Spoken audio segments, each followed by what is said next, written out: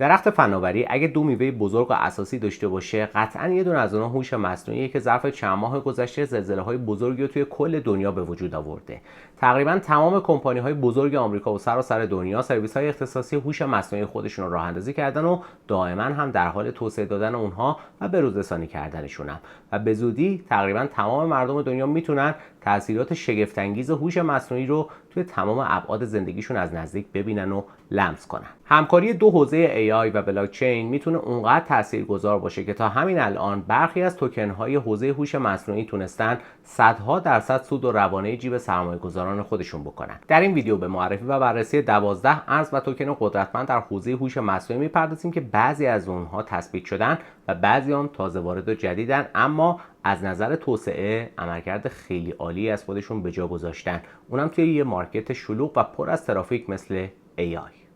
چطورین رفقا؟ من آرشم و خوش اومدین به کانال سیرلند. کمتر از 2 سال از عرضه عمومی سرویس‌های هوش مصنوعی در کل دنیا گذشته و از اون زمان تا الان تاثیرات شگفت‌انگیزی رو در تمام ابعاد دنیا شاهد بودیم و هنوز تعداد زیادی از افراد وجود دارن که متوجه قابلیت‌های هوش مصنوعی نشدن. از کاهش تعداد روزهای کاری در هفته توی کشورهای قدرتمند اقتصادی دنیا تا حل و انجام سخت‌ترین و پیچیده‌ترین محاسبات ریاضیاتی و فرمول‌های مربوط به جوامع بشری تنها بخشی از قابلیت‌های هوش مصنوعی هستند. ترکیب AI و بلاکچین میتونه قدرت هر دوتای این فناوری‌های مدرن رو چندین برابر افزایش بده. به همین خاطر از چند وقت قبل صدها توکن در حوزه هوش مصنوعی عرضه شدن که هر کدومشون وظایف و کارهای متعددی رو دارن دنبال میکنن و دنبال اهداف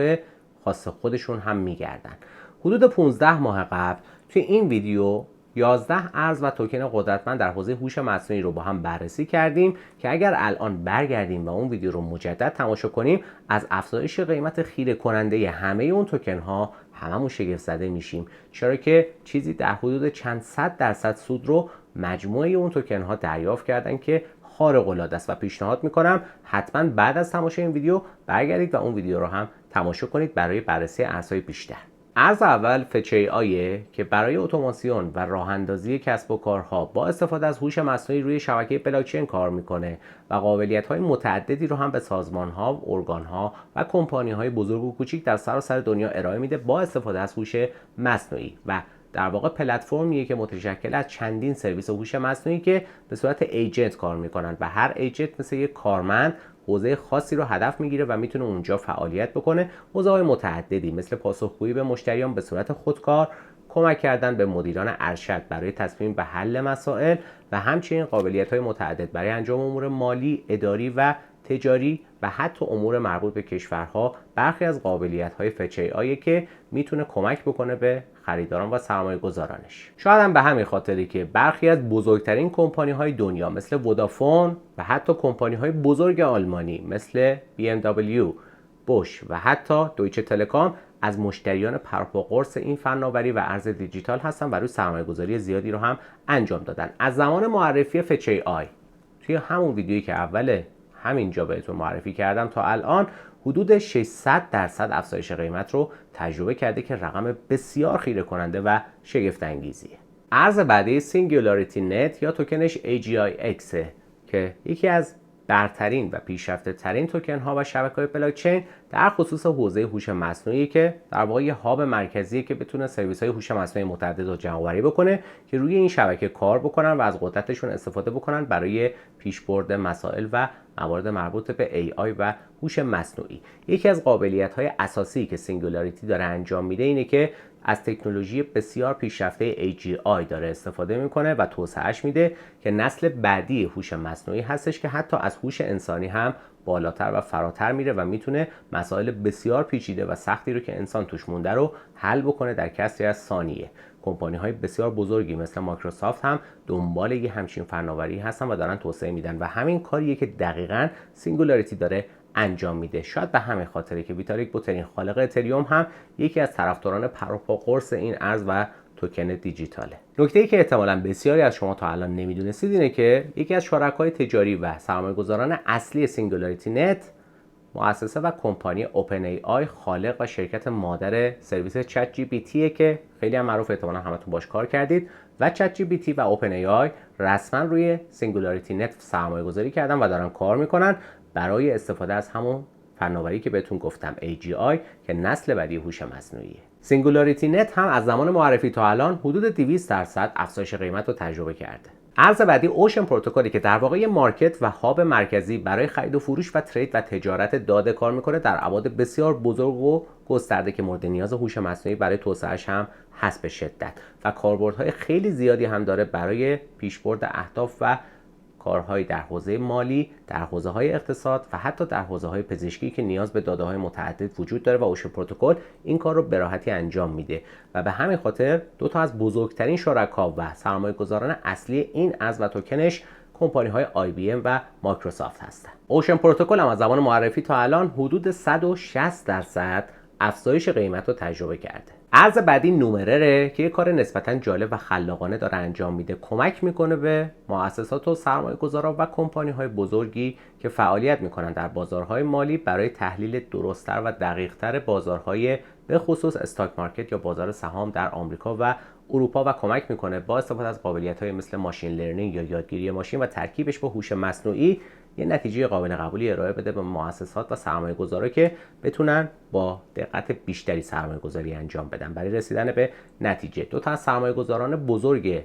این ارز دیجیتال و بلاکچین هم دو تا صرافی بزرگ آمریکایی کوین بیس و جمینای هستن که احتمالاً میخوان از قابلیت‌های این ارز استفاده بکنن برای ارائه سرویس‌های بهتر به کاربرانشون که بتونن معادلات دقیق‌تر و پرسودتری رو انجام بدن. یکی از مشکلات پیش روی توسعه هوش مصنوعی کمبود منابع سخت افزاری توی کل دنیاست که مشکل بسیار بزرگی هم هست که باش مواجهن و شاید به همین خاطره که ارز و توکنی مثل گولم اومده و ساخته شده برای رفع هرچی بیشتر این مشکل. گولم کاری که انجام میده اینه که میاد منابع آزاد سخت افزار و سیستم های کاربران رو خریداری میکنه و اون رو در اختیار مؤسساتی قرار میده که نیاز دارن به این منابع سخت افزاری. هر دو طرف هم سود میکنن. با استفاده از پروتکل ها و فناوری های پیشرفته ای هم که توسعه داده میتونه خیلی راحت این کار رو انجام بده که هر دو طرف به سود دلخواهشون دست پیدا کنن و احتمالاً به همین خاطری که سه تا از بزرگترین کمپانی های دنیا مثل مایکروسافت، گوگل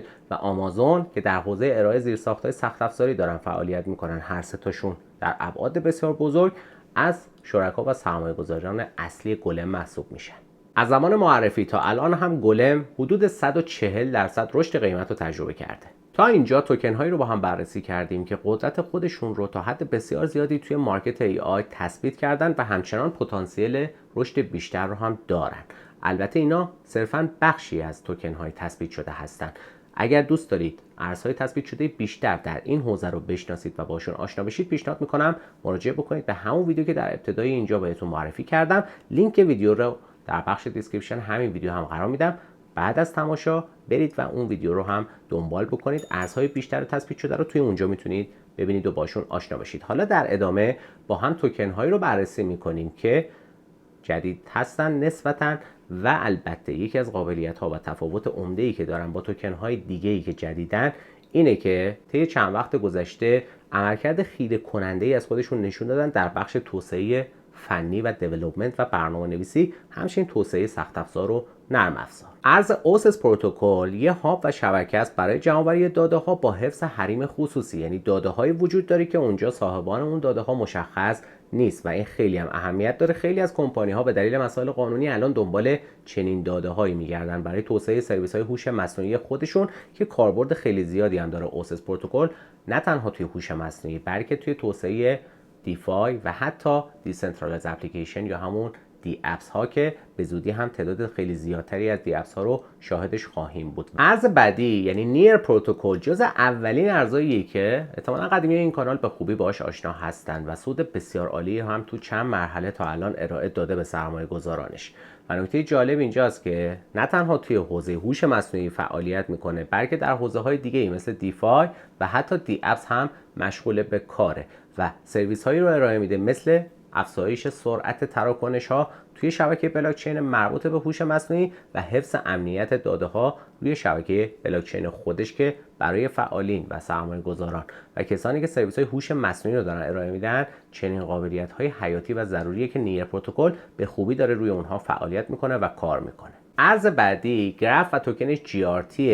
که دقیقاً کپی برابر اصل گوگل توی دنیای بلاکچین، یعنی کاری که گوگل توی دنیای واقعی ما انجام میده، میره داده ها رو رصد میکنه، جمع آوری میکنه، طبقه بندی میکنه، رو GRT و گراف میاد دقیقاً همین کارو منتها روی شبکه بلاکچین انجام میده. یعنی میره روی کل شبکه‌های بلاکچین متعدد دیتاها رو میگیره، برداشت میکنه، اونها رو تحلیل میکنه، طبقه بندی میکنه، اطلاعات بد و میذاره کنار، اطلاعات خوب رو نگه میداره و اونها رو توی یه پکیج حاضر آماده تحویل میده، ارائه میده به کمپانی هایی که خصوصا در حوزه هوش مصنوعی نیاز به چنین داده هایی دارن برای توسعه خودشون. دو تا صرافی بزرگ یعنی کوین بیس و یونی سواب هم از شرکای اصلی و سرمایه گذاران این ارز دیجیتال هستن. ارز بعدی بیتنسور و توکنش تاو TAO که برای ارائه زیرساخت و فضای محاسباتی به دانشمندان و فعالین در حوزه‌های علمی تخصصی کاربرد داره، چون دانشمندان به خصوص دانشمندانی که در حوزه هوش مصنوعی کار میکنن نیاز به منابع سخت افزاری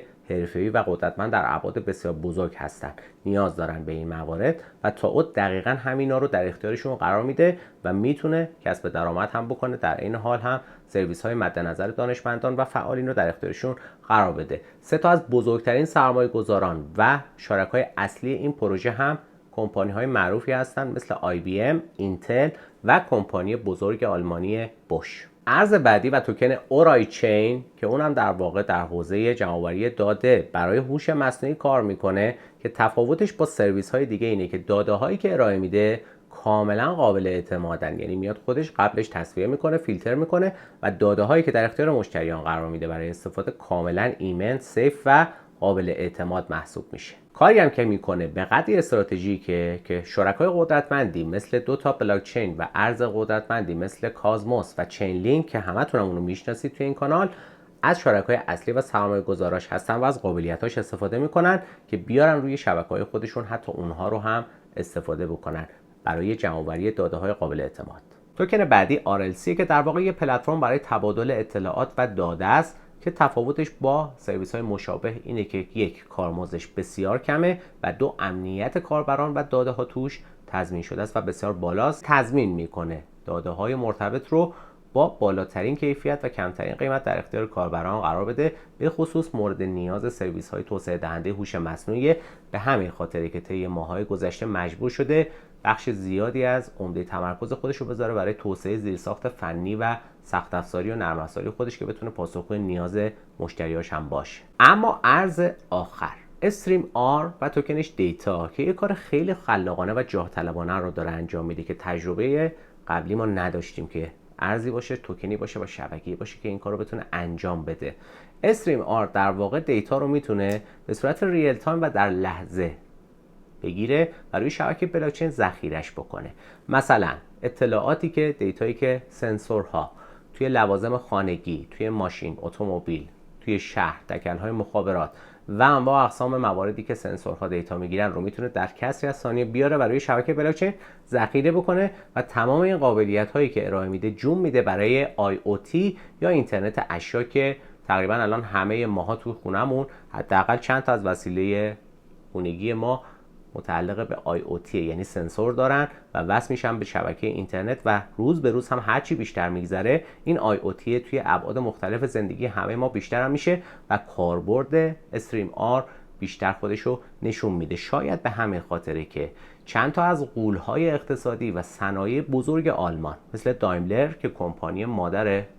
بنز هست، کمپانی بوش، کمپانی دویچه تلکام و حتی کمپانی معروف زیمنز از سرمایه‌گذاران اصلی و پشتیبانان مالی بسیار بزرگ این ارز و توکن هستن و توی سرمایه‌گذاری هم انجام دادن. همه مواردی که از ابتدای ویدیو تا الان با هم بررسی کردیم صرفاً چند سانتی متر ابتدایی از یک نوک قله کوه یخیه که کیلومترهاش تازه زیر آبه و ظرف سالهای آینده کم کم میاد بیرون و قابلیت‌های جدید و بیشتر خودش رو به همه ما نشون میده. از اینکه وقت ارزشمندتون رو گذاشتید و ویدیو رو تا اینجا دنبال کردید بی‌نهایت سپاسگزارم. تا ویدیو آینده، خدا نگهدار.